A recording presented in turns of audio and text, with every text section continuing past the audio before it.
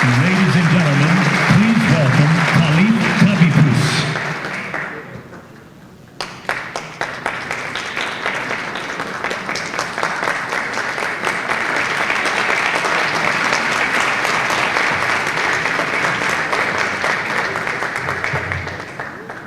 Ladies and gentlemen, good afternoon. Your Excellency, Mr. Mark Wallace, Mr. Giuliani, attendees, friends, and brothers and sisters. God has created us equally. There is no difference between anyone on this planet, regardless to our colors, religions, languages, ideologies. We are one. We are just a human being, and we have to love and embrace each other. And there is no difference.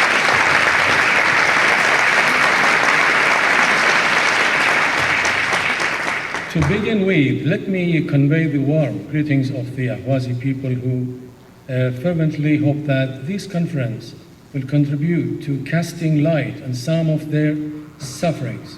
Also, the Arab struggle movement for the liberation of Ahwaz and Ahwazi delegation would like to take up this chance to thank the distinguished Ambassador Mark Wallace and UAN for facilitating, hosting, and sponsoring this landmark conference, the first of its kind, which is evident in its clear and precise theme. The conference is also distinguished by the high caliber of attendees and participants who represent the oppressed and tyrannized people suffering of decades. Ahwazis have long awaited such an occasion, as it represents a glimmer of hope for these people to achieve their cherished aspiration for freedom, peace, and democracy, and of help in enabling them to finally attain their long withheld right to self-determination.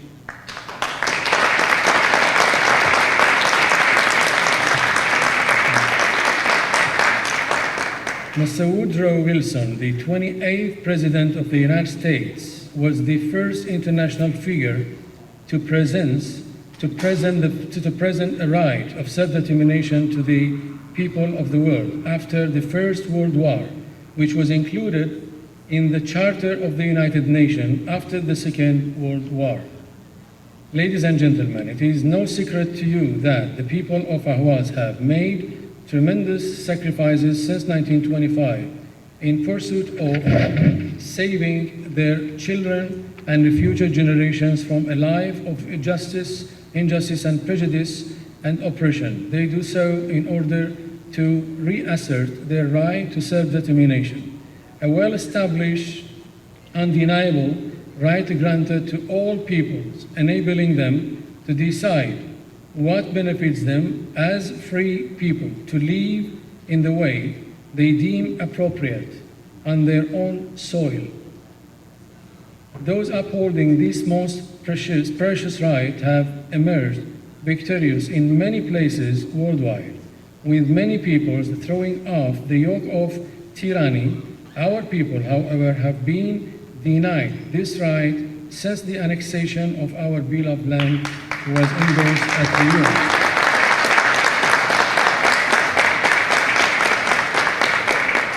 Thank you. The ugly truth which should be reiterated is that consecutive regimes in Iran have exercised and continue to exercise the worst sorts of violence, which include the use of atrocities that directly contradict all international laws and norms, such as a crime against humanity, genocide, ethnic cleansing, and systematic prejudice, along with all the other practices banned under international convention and treaties, especially the UN Charter.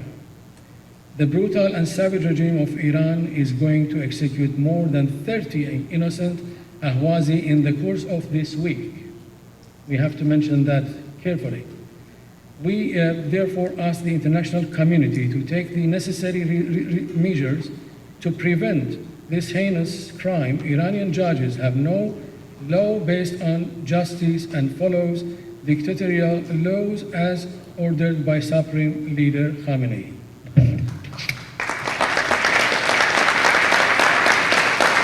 Thank you. There can be no doubt that the people of Ahwaz aspire to freedom, democracy, peace, security, and stability. They refuse to see their beloved lands turn into a vast military base for the Iranian regime, which includes thousands of its infamously cruel security police, IRGC, and Basiji terrorist personnel. The foremost mission of all those forces is killing crime and state terrorism inside and outside Ahwaz, as can be seen from the designation of most of these forces as terror groups by major countries, on top of which is the US.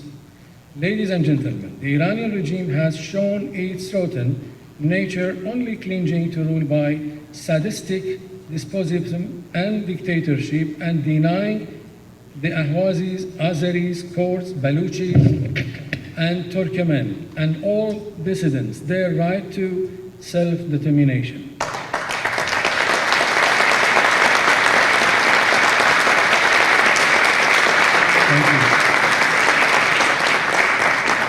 Waging the relentless genocidal war of aggression against these people, as well as against the people of Iraq and Syria, Yemen and Lebanon, paying no heed to international laws, relying on brute forces, violating the independence, sovereignty, and regional integrity of countries, annexing others' territories, and interfering in their sovereign affairs, attempting to impose control over peoples by savagery and terror, forcing people from their homes, adopting a policy of expansionism, inflicting the theocratic persecutions, sowing sectarian sedition, inciting strife and infighting across the world, practicing injustice, repression, suppression of freedom, and violation of rights, and attempting to possess nuclear weapons and develop ballistic missiles. We must reiterate that this is a regime which is anathema to peace and stability, and which can only be classified as a world-class terrorist entity.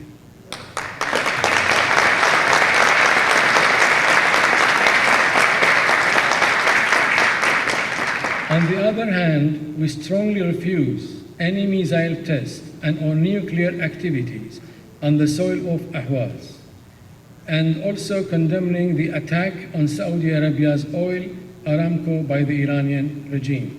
The Iranian attacks on Aramco was against the regional and international security. Thus, we urge the international community to take a decisive action against the regime's savagery. Based on these undeniable facts, we could assert that the current position of the US towards this state is wholly correct and based on the promise of abundant conclusive proofs and evidence demonstrating that the hegemonic Iranian regime has become the biggest threat to the world. It poses a constant threat to global peace and security and an impediment to the efforts made by the international community to achieve the aspiration of all good people of peace and security for all the world's people. Therefore, the continuation of the US pressure on Iran contributes to a great extent towards curbing the Iranian threat and weakening the regime, which is due to pressure and sanctions on the verge of collapse and downfall. Things I need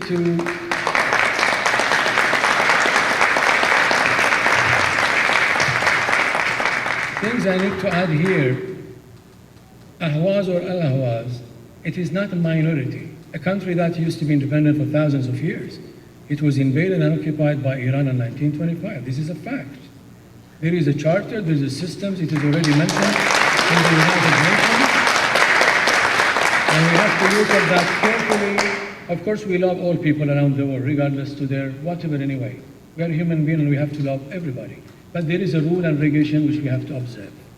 There is no doubt that millions of people within Iran are prepared to interact with these imminent historical development, given their long frustrated yearning to be rid of the terrible injustice, tyranny, and repression which has been inflicted on them for decades. To this day, it is certain that these people will rise up and revolt to attain their freedom and self-determination, and the freedom from all the tools of terror and control imposed by the Iranian regime, which has proved repeatedly for decades to the free world that it knows nothing but the language of force, killing and spreading fear and terrorism.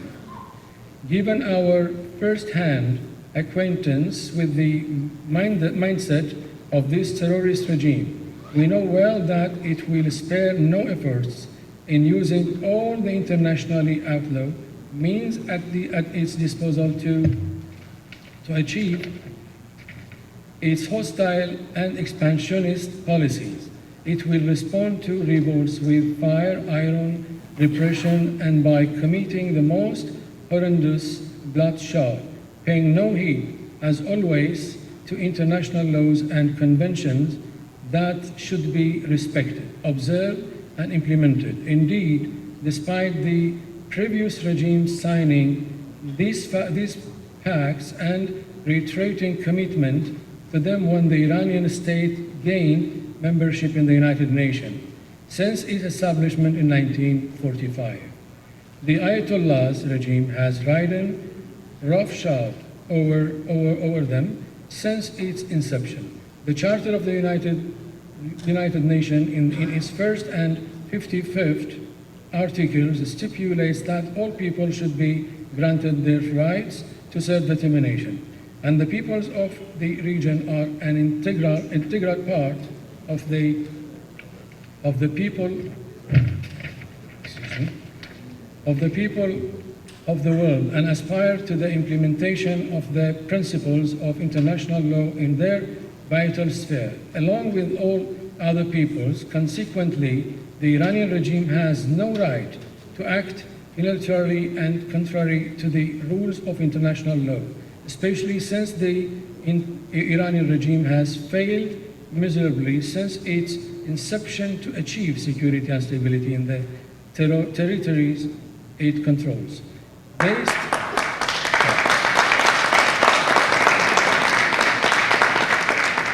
Based on all the above, the Ahwazi delegation participating in this conference asserts the following. First, the continuing failure to resolve the issue of Ahwaz and of the other non-Persian people in Iran is a violation of the principle and objectives of the United Nations. The assertion of the principles of the rule of international law and achieving the interest of the international community in peace, security, and stability can only be achieved through the full participation of these people, including the Ahwazi people, in deciding the future of Iran and choosing the form of government that they deem appropriate to administer the affairs of their territory.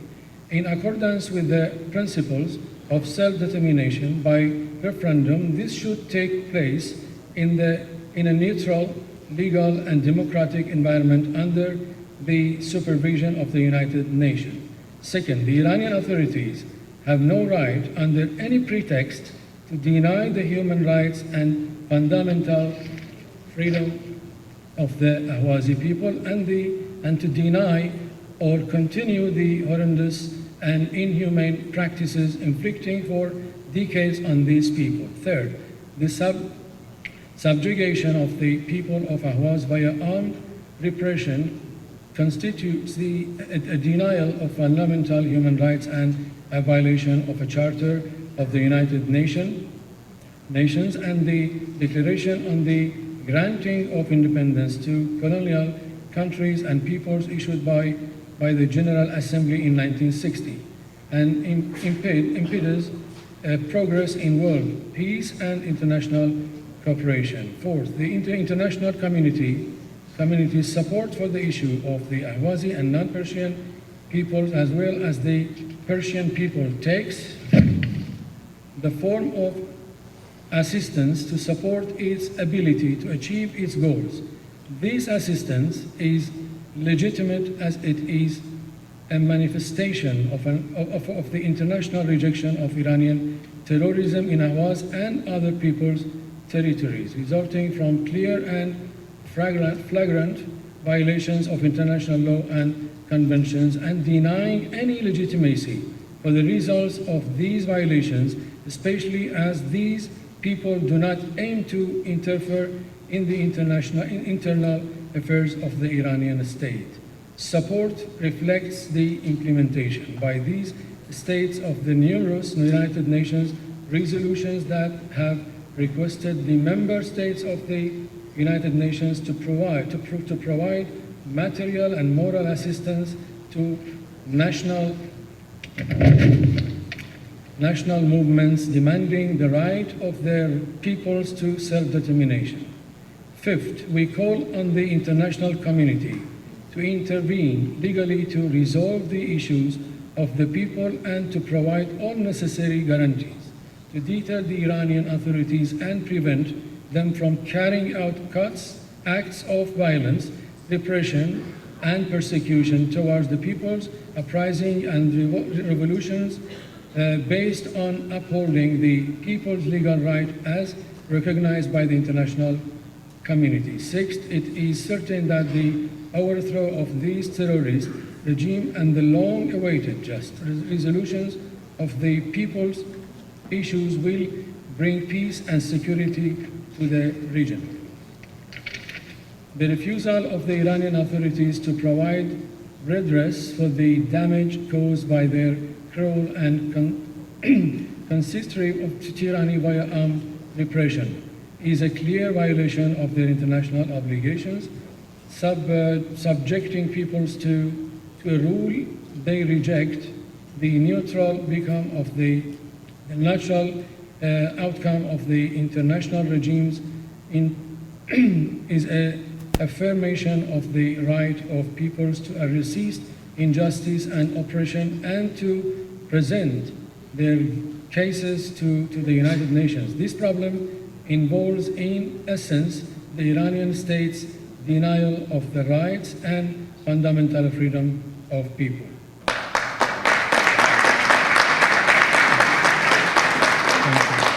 In conclusion, I want to assert that we, an Ahwazi delegation, consider this conference to be an important step down the right path to peace, freedom, and justice if we have the will to rid the Middle East and the whole world of tensions and wars and uproot the incursion of global terrorism. This issue is not confined to getting rid of the Iranian regime, although doing so would be a major step towards achieving this objective, but it would be serve equally urgent requirements, including the search for satisfactory and lasting solutions to the plight of people whose rights have been trampled on for decades. The international community's heedlessness towards these truly oppressed people's causes has helped successive Iranian regimes to perpetuate their plight serving only to gratify the regime. There is no peace where there is injustice.